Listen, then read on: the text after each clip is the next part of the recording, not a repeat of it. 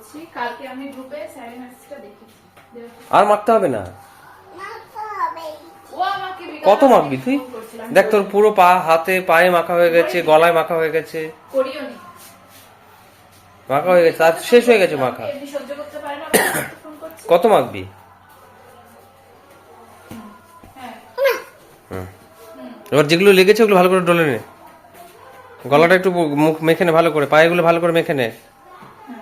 হ্যাঁ ওগুলো ভালো করে মাখ। হ্যাঁ মাখবি না?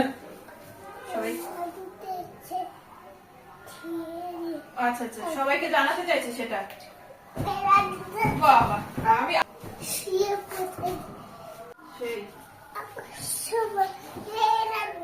সবাই পাগল।